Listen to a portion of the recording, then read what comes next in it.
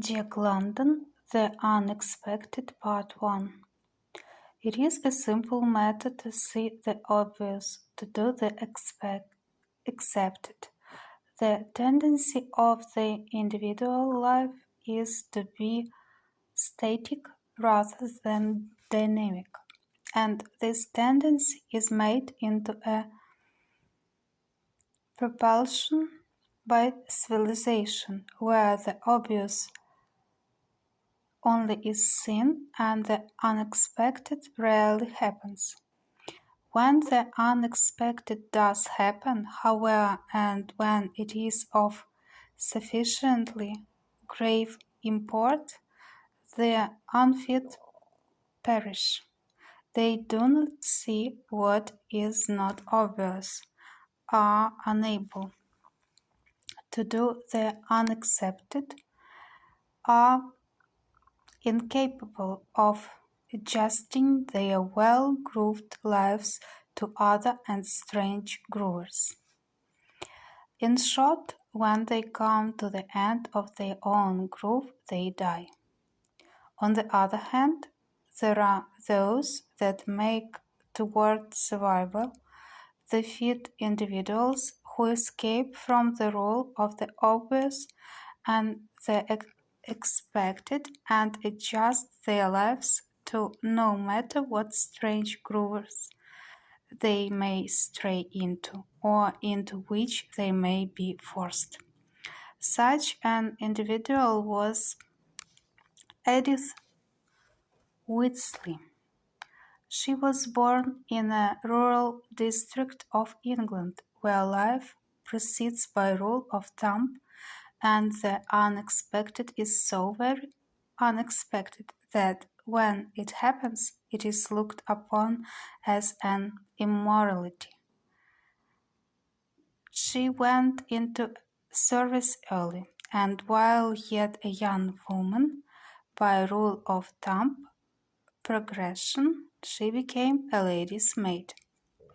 The effect of civilization is to impose human law upon environmental until it becomes machine-like in its regularity.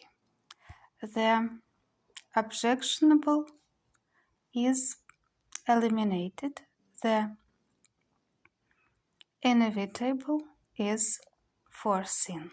One is not even made wet by the rain nor cold by the frost, while death, instead of stalking about, gruesome and accidental, becomes a prearranged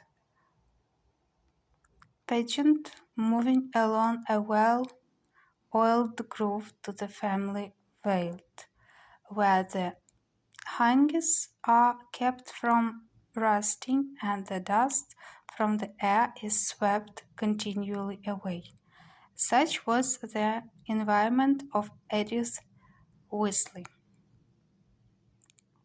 Nothing happened. It could scarcely be called a happening when, at the age of 25, she accompanied her mistress on a bit of travel to the United States. The groove merely changed its direction. It was still the same groove and well oiled. It was a groove that bridged the Atlantic with uneventfulness, so that the ship was not a ship in the midst of the sea, but a capacious, many-corridored hotel that moved swiftly and placidly, crushing the waves into submission with its colossal bulk until the sea was a mill pond, monotonous with quietude. And at the other side, the groove continued on over the land, a well-disposed, respectable groove that supplied hotels at every stopping place and hotels on wheels between the stopping places. In Chicago, while her mistress saw one side of social life, Edith Whitsley saw another side. And when she left her lady's service and became Edith Nelson, she betrayed, perhaps faintly, her ability to grapple with the unexpected and to master it. Hans Nelson, immigrant Swede by birth and a carpenter by occupation, had in him that Teutonic unrest that drives the race ever westward on its great adventure. He was a large, muscled, stolid sort of a man, in whom little imagination was coupled with immense initiative, and who possessed withal loyalty and affection as sturdy as his own strength. When I have worked hard and saved me some money, I will go to Colorado, he had told Edith on the day after their wedding. A year later, they were in Colorado, where Hans Nelson saw his first mining and got the mining fever himself.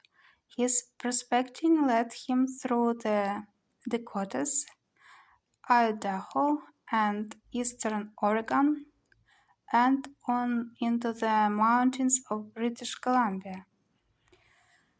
In camp and on trail, Edith Nelson was always with him, sharing his luck, his hardship, and his toil. The short step of the house-reared woman she exchanged for the long stride of the mountaineer.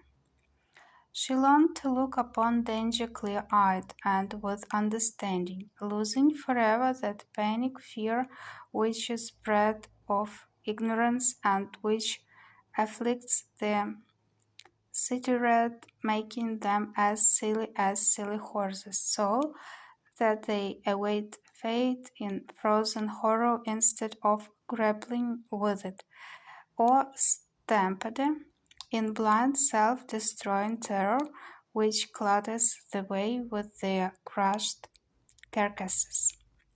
Edith Nelson met the unexpected at every turn of the trail, and she strained her vision so that she saw in the landscape not the obvious but the concealed.